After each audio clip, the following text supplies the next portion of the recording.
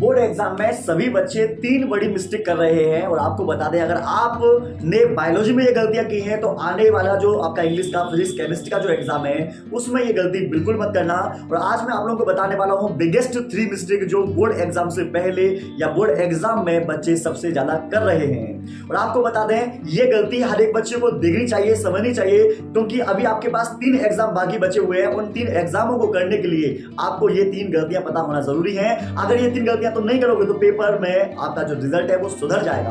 आपको बता दें, सबसे पहले नंबर की जो कमी है, जैसा कि ये आपको बायोलॉजी का पेपर दिखाई दे रहा है, इसमें कुछ क्वेश्चंस ऐसे थे जो बच्चों ने गलत किए। क्यों गलत किए? सिर्फ एक वजह से। पहला हमारा पॉइंट है क्वेश्चंस को ठीक से ना समझना। आपको बता दें, जब मैं स्टडी टिप्स की बात करता हूं, मैंने बहुत सारे वीडियो बना रखे, कम से कम बता रहा हूं, हर एक वीडियो में कम से कम 85 बार बोल चुका हूं मैं। और पेपर से पहले 1 घंटा लाइव आकर भी, सुबह मॉर्निंग में लाइव आकर भी यही बताया था मैंने कि कृपया करके जब तक प्रश्न सर में ना आ जाए तब तक आपको आंसर नहीं देना, नहीं देना, नहीं देना। लेकिन बच्चों ने फिर भी मेरी बातों को नजरअंदाज करके पेपर में अपनी मनमानी की, जिसके कारण उनके क्वेश्चंस गलत गए। आपको बता दें, ये वाला था नर ड्रोन, नर मधुमक्खी में क्रोमोसोम की संख्या होती है।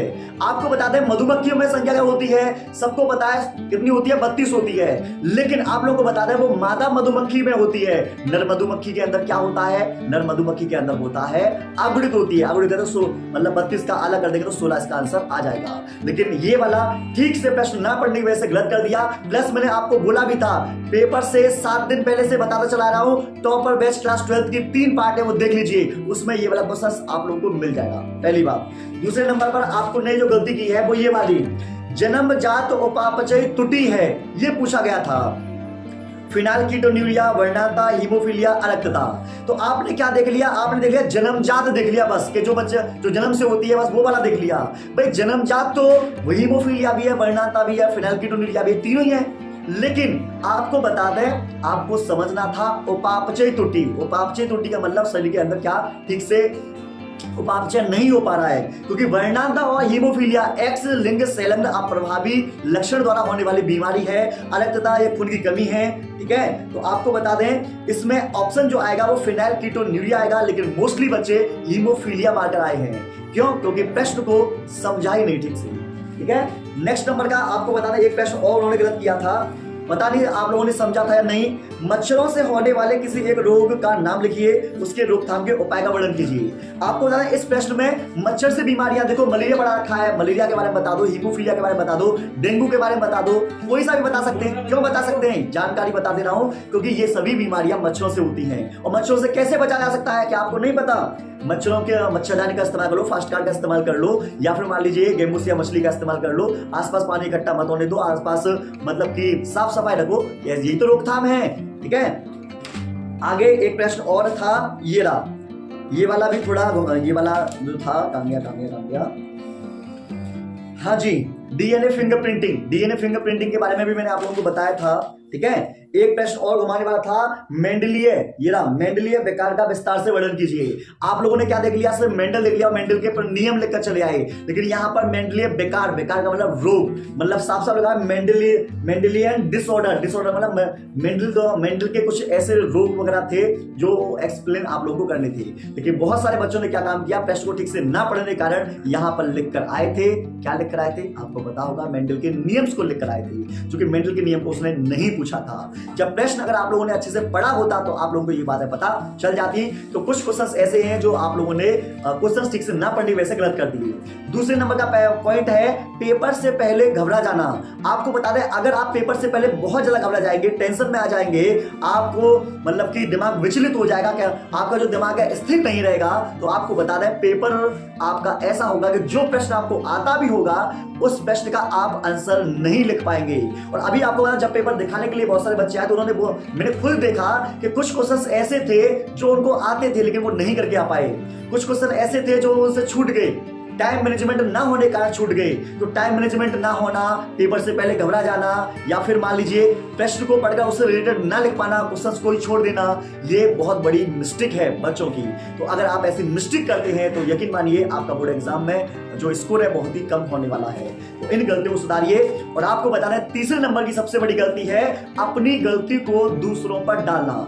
मोस्टली बच्चे क्या काम करते हैं कि जो प्रश्न आ गया कर दिया भैया वो तो हमारा है, और जो प्रश्न आपसे नहीं हो पाया तो उसमें तुम सिंपल सा क्या करते हो कि सर ये वाला क्वेश्चन तो तुमने कराया ही नहीं, ये वाला तो आपने पढ़ाया ही नहीं। आपको बता दें पेपर से हिंदी का पेपर हुआ था आपका 22 तारीख का, 23 तारीख से लेकर 28 तारीख तक के बीच में जो मैंने आप लोगों को पढ़ाया था उसमें 47 नंबर का आपको मैं पढ़ा चुका हूं। मैंने खुद सीट में देखा है, सीट में 47 नंबर का है प्लस वीडियो में 47 नंबर का है। और आपको एक बात और बता दूं, जिस बच्चे ने क्लास डेली अटेंड करी है, क्लास ऑफलाइन आकर जिसने अटेंड करी है, तो क्लास में संलग्नता वाला, ठीक है ना, हार्डी बीन वाला, ठीक है, और उसके साथ साथ में खाद्य श्रृंखला वगैरह जो है सारे के सारे क्वेश्चंस, मतलब जो तो बाकी के 23 नंबर का है, 23 नंबर के जो है वो मेरे नोट्सों में से आया है और 47 नंबर का वो मेरी सीट में से आया है। इस तरीके से आया है।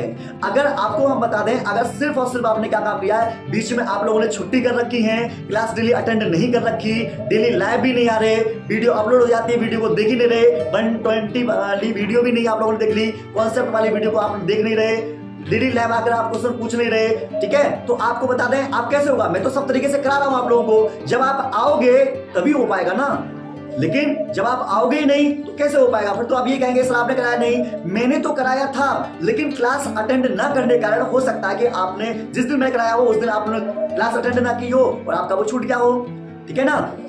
तो ऐसा है कि आपको क्या काम करना है, जो बच्चे 2023 मतलब 2023 में जिन्होंने तैयारी की वो देख रहे हैं, या फिर 2024 में जो पढ़ रहे हैं, जो 2025 में जो पेपर देंगे, उनसे बस मैं यही कहना चाहूंगा कि आपको क्या काम करना है। सबसे पहला रूल बना के चलो कि डेली क्लास अटेंड होनी चाहिए। जिस बच्चे ने मुझसे ये कहा है ना कि सर ये वाला क्वेश्चन आपने नहीं कराया, यकीन मानो वो मेरे पास डेली क्लास अटेंड करने आया ही नहीं, वो बच्चा लाइव आया ही नहीं, वो बच्चा जो है पूरी 30 दिन की क्लास में उस बच्चे की 15 दिन क्लास अटेंड हुई है, 15 दिन वो छुट्टी मांगे गया है, और या फिर पेपर से 1-2 महीने पहले उसने क्लास छोड़ दी। वो बच्चे कह रहे हैं, जिन बच्चों ने पूरी क्लास अटेंड की, अच्छे तरीके से पढ़ाई की, आपको बता दूं वो बच्चे पेपर को उठा के देखो, अपने नोट्स निकाल के देखो, अपनी सीट निकाल के देखो, और आपको एक एक प्रश्न अगर उसमें ना दिखाई दे तब मुझसे कहिएगा।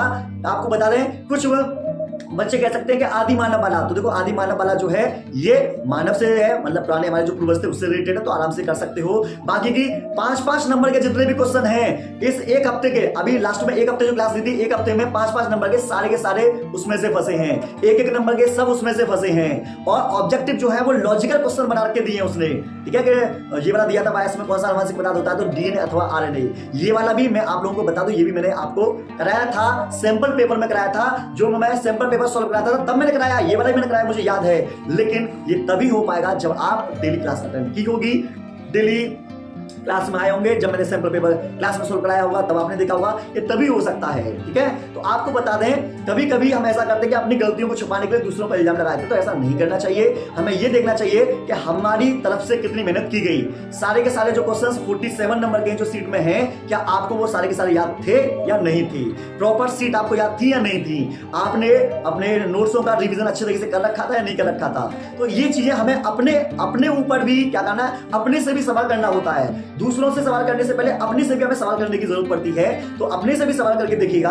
और आने वाले समय में आपको बता दें, आपका कल इंग्लिश का है, फिर आपका फिजिक्स का, केमिस्ट्री का भी पेपर है, तो इसमें आप लोगों को बस रिक्वेस्ट है कि जो भी अभी आपके पास समय है, प्रॉपर समय दीजिए, खुद से मेहनत कीजिए, कॉन्सेप्ट क्लियर करके चलिए, और जो बोर्ड एग्जाम का पैटर्न है उसके सिलेबस को मुट्ठी में कर लीजिए। मतलब कहने का मतलब है कि पेपर में जब पहुंच जाओ तो पेपर में क्वेश्चन ठीक से पढ़ना, पेपर से पहले घबराना नहीं है आपको, और अपनी गलती दूसरों पर लगाने की जगह अपनी गलतियों में सुधार करना स्टार्ट कीजिए, ठीक है ना। इतना सा काम करना है। लेकिन आपको बता दूं, बहुत से बच्चे फिर भी थोड़ा इल्जाम लगाते हैं, तो मैं आपको बता दूं कि आपको ऐसा नहीं करना चाहिए। आपको बस लगातार मेहनत करनी चाहिए, और लास्ट तक जब तक पेपर नहीं हो जाते तब तक हिम्मत नहीं आनी, ठीक है। आप लोगों को वीडियो कैसी लगी कमेंट सेक्शन में जरूर बताइए, और ऐसी इंटरेस्टिंग वीडियो देखने के लिए चैनल को सब्सक्राइब करना बिल्कुल ना भूलें। मिलते हैं नेक्स्ट वीडियो में।